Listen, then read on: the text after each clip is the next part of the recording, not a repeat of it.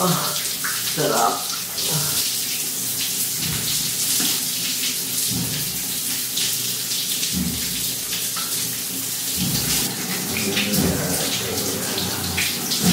Buti na lang yung shower dito is merong hot. So, na-inject yung tubig. Meron akong sunburn.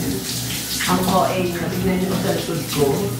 Ang sakit, sobrang hapde, tapos ang init sa katawan.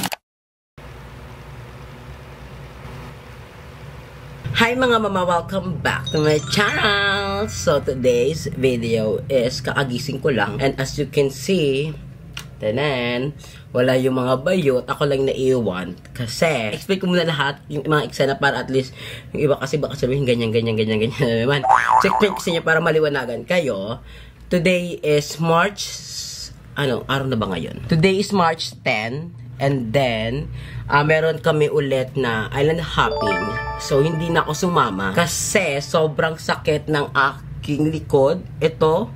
Tapos, ito, sobrang sakit niya dahil sa sunburn. Kahapon kasi, di ba, nag-island hopping kami. Tapos, merong part doon na beach siya. Tapos, yung mga foreigner, nakahiga, ganyan. So, ginahin namin. Higa-higa, nakatulog ako. Tapos, na-realize ko, pagkagising ko, na sa akin pala nakatapat yung sinag ng araw. So, sobrang hapde. Tapos, wala pa akong lalagay na sunscreens. Ganyan yung nangyari sa kanya. Actually, di naman ako nakaramdam ng ganito. Pati sila GM din, si Limuel, si Jessica, ganun. Di ko alam kung sila. Pero lahat kami nakaramdam ng sunburn. So, pag-isip ko ng umaga, mga alas 8 ata yung namin, yung aming sundo, kasi may island hopping kami ngayon. Hindi na ako sumama kasi sobrang sakit talaga ng likod ko. Gusto ko sana sumama kasi alam ko na mawawala rin siya mamaya. Pero hindi talaga kaya ng katawan ko. Tinatamad din talaga ako. And then, na-realize ko rin kasi na hindi ko talaga trip yung mga island hopping na yan. Hindi naman sa hindi ko siya trip. Sadyang ayaw ko lang siya kasi more on yung activities kasi more on water. Eh ako naman talaga, hindi naman ako more lumangoy. So hindi ko siya ganun na-enjoy. Takot din kasi ako sa bangka kasi 'di ba? May takot talaga ako sa tubig kasi nga di ako more lumangoy. So ayun, hindi na ako sumama ngayon. And na-realize ko rin kasi kahapon naman nag-island hopping kami.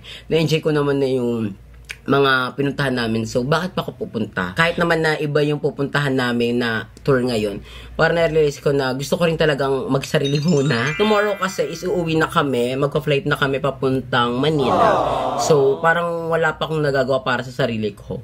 Parang gusto ko muna magkaroon ng me time, gusto ko magmuni-muni, gusto ko pumunta sa somewhere na beach na ako lang mag-isa. Yung, hindi ko siya ma-explain, pero parang masarap kasi sa pakiramdam kapag may pagka-introvert ka rin, diba? Para pupunta ka sa dagat, sa beach, tapos maglalatag ka, iinom ka ng kape, kakain ka ng mga chichirya, ng mga pagkain or anything. Tapos, tinitignan mo yung nature. Hindi ko alam kung na-appreciate niyo yung gusto ko mangyari, pero gusto ko yung ganung moment. And syempre kami mga bayot, last day na namin to, tomorrow uwi na kami. So kailan ko pa mararanasan yung ganitong bagay? Biglaan lang din naman kasi itong El Nido trip namin. Iniisip ko kailan pa kayo magkakaroon ng mga beach outing, beach out of town, ganyan. So ngayon na habang meron akong time para gawin tong bagay na ito, syempre gagawin ko na siya. Ayoko nang meron pa naman next time sa next outing na mga bayot, doon ko nang gagawin yung gusto ko mangyari ngayon.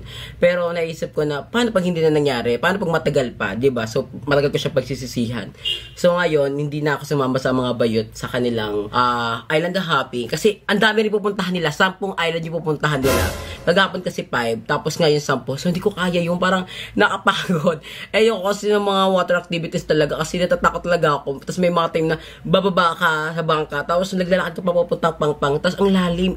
Ang liit-liit ko lang, mama. So, ayoko lang makapervis sa mga bayot na, alalayan mo ko, parang, diba, doon sila para mag-enjoy, tapos papaalalay ako. So, ganun yung nangyari. So, today, gusto ko munang mag-meet time, gusto ko muna pumunta sa beach, tapos bumili ng coffee, diba? And ngayon, inumpisa ko yung araw ko sa pagligo para hindi ako tamad din. Nag-hot bath ako, pero yung likod ko pa din is sobrang sakit. Hindi mo na siguro ako magbe-beach, yung maliligo pero magtatambay ako sa beach, tapos kakain ako ng pagkain, inuha ko ng kape. Lord, excited ako mga mama. Kung alam nyo lang nararamdaman ko yung excitement, kasi grabe, mas, ang ganda sa El Nido, sobrang ganda dito. Kahit na nga hindi ka mag-island hopping, magala-gala ka lang. May enjoy mo na siya. Pero kung gusto mo talaga yung mga island hopping, why not, diba? Kasi maganda talaga mag-island hopping sa mga someone na gustong-gusto galing nature, yung gustong-gusto rin talagang magligo-ligo, ganun. Mag-aasikaso muna ako ngayon, magpa-prepare ako kasi tayo pupunta sa, hindi ko alam kung saan tayo pupunta. Or baka pumunta ako sa sa pinuntahan namin before nila Jessica, yung nag-picture kami. Baka doon lang ako tumambay.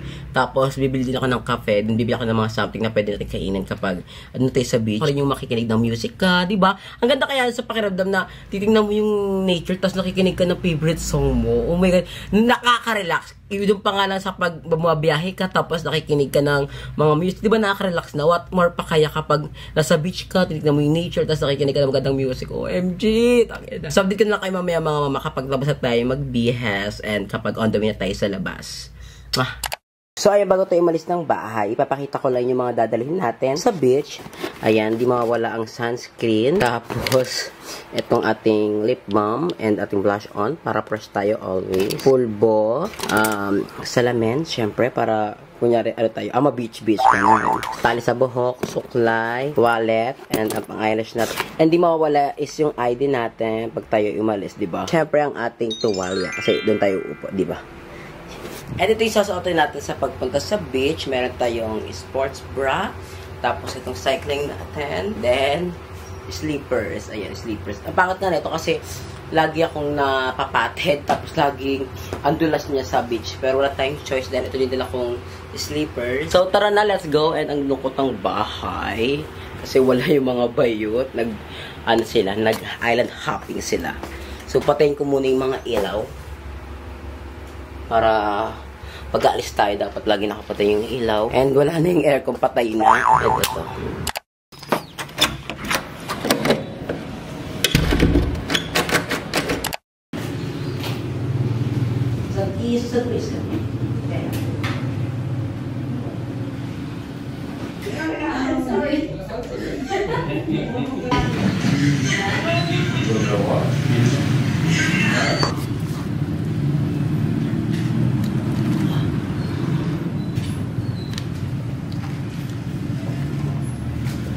Sa may Las Cabanas po ako.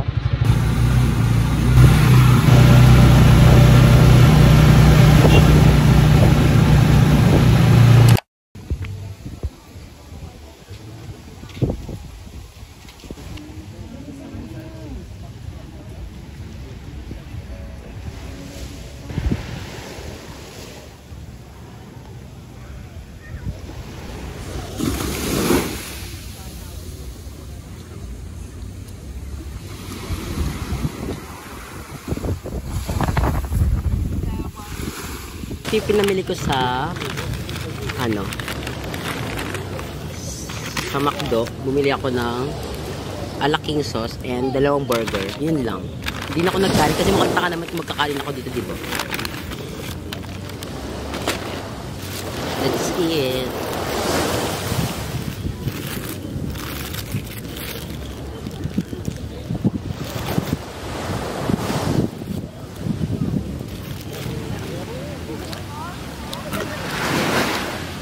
So, ayan. Andito na tayo sa may Las Cabanas Beach.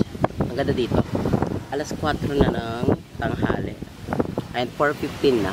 And wala pa yung mga bayot. Hindi pa sila nakaka-uwi. Ang alam ko. Pero yung susi is binigay ko sa front desk. Para if ever man na mauna silang umuwi, is syempre mabubuksan nila yung aming room. Pero kung ka na mauna, di syempre kunin ko yung susi doon. Ganda dito, napaka-peaceful. Ang sarap, tingnan nyo. Ang ganda ng nature talaga.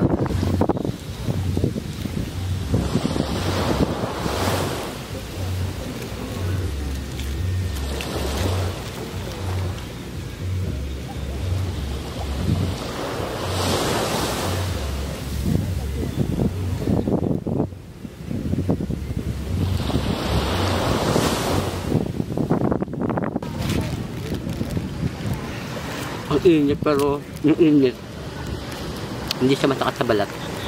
Wala, fresh lang.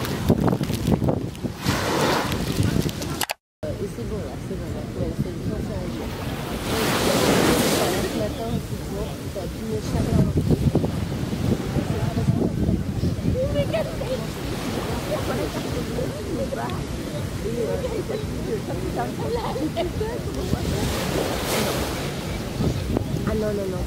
Non, non, c'est bon, mon cœur. J'ai réussi. Non, non, j'ai réussi à une carte jaune. Non, non, non, c'est bon, mon cœur.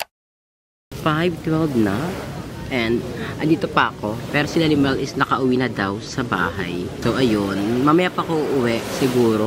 Gusto ko muna yung ganito. Ito yung pinag gusto kong time para mag-ganito. Gaya magpa-araw. Kasi, dinagan ko yung init. Pero kanina naman, mainit siya. Pero tolerable naman. Pero ngayon, maganda siya. Ang sarap na tumambay sa mga gantong eksena. Kasi nakaka-enjoy. Ang cute. Tignan niyo, mama. Kapitan dog.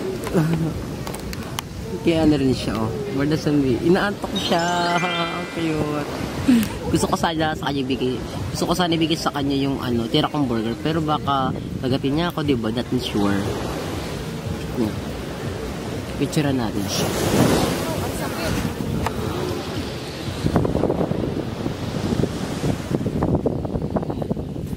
Ang cute mo, mama. Ano niya? Ang cute niya. Bak naman. For the sun beating din ang dog. Ang cute.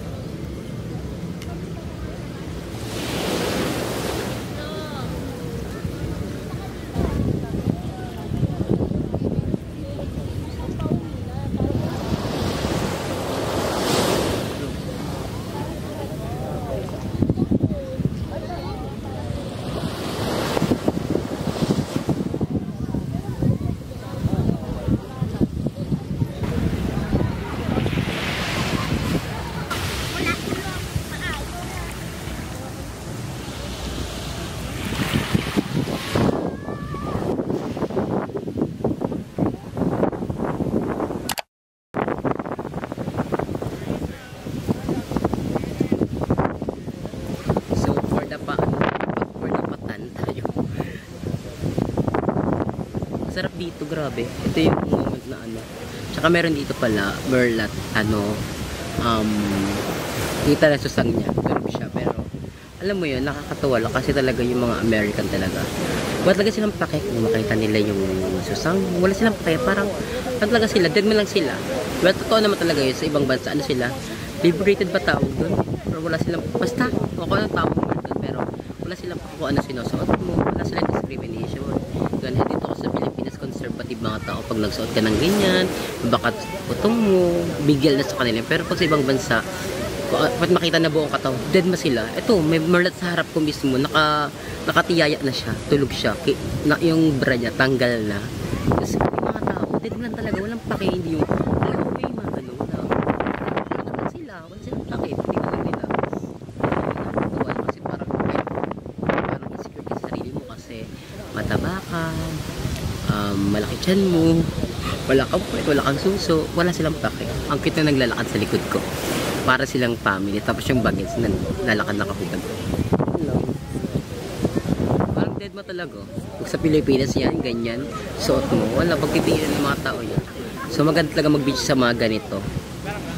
Parang ako yung dayuhan. Kasi puro apamil lang dito, OA. Pero masaya dito. Enjoy. Wala pa akong nakikita ng Pinoy. Puro foreigner. So ayun mga mama, nakauwi na ako dito sa aming room. As you can see, yung face ko is namumula yung ilong ko dahil sa araw. And yung aking likod ay namumula. As you can see mga mama, namumula talaga siya. And si Jim is behind me, nakauwi na sila. Si Bakla, tulog na kasi napagod to sa island hopping. Paano ba naman 10 island yung pinuntahan nila. And si Jessica, yung mga bait na iba is lumabas sila. May ginawa sila sa labas. Yun lang mga mama, super enjoy ko yung aking me time. Super nag-enjoy ako, wala akong pinagsisisihan. Ang sarap talaga kapag meron kang me time, yung mag-relax ka with yourself, mag-meditate, diba? Tapos isipin yung mga problems sa buhay mo, kung paano mo susolusyonan, diba? So yun lang mga mama, thank you so much for watching and I hope na enjoy yung aking vlog today. And tomorrow, uuwi na kami ng Manila. Yun lang mga mama. Oh, pero isa to sa mga best travel na napuntahan ko. Yun lang. Tatamad na ako. Mukha na akong antok pero hindi tayo matutulog kasi Bala ko mag-bar pa kayo mamaya bago kami buwi. Walang palya ang pagbabar natin. Kasi ang bar naman dito is 100 pesos lang. Meron ka ng beer. Tapos kanta-kanta ka na, makakapagkwento ka na sa mga lokal, sa mga foreigner. So yun mga mama, thank you so much for watching and I'll see you on my next vlog. Bye! Mwah!